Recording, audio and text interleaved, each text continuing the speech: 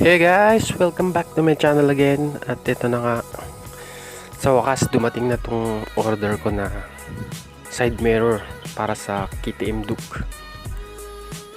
So, tignan natin guys kung ito nga ba yung side mirror na tong Duke.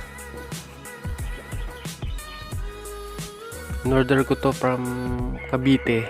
So papakita ko mamaya sa inyo kung saang shop ko to in-order, para kung sakaling gustong bumili, order lang kayo sa kanila guys. So ito nga guys, makikita nyo mayroon siyang tatak na KTM. So legit tong product guys.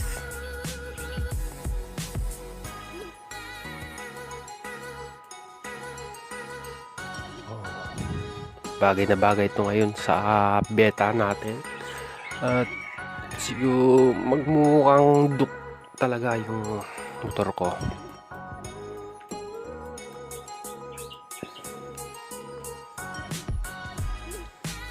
Wow, talaga naman.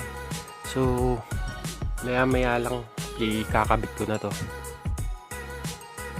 So ito guys, kita nyo naman yung porma nung side mirror, okay na okay.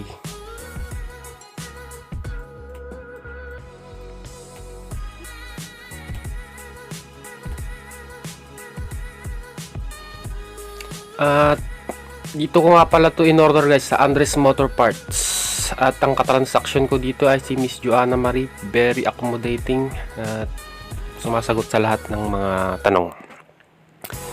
So eto na, kakabit ko na guys.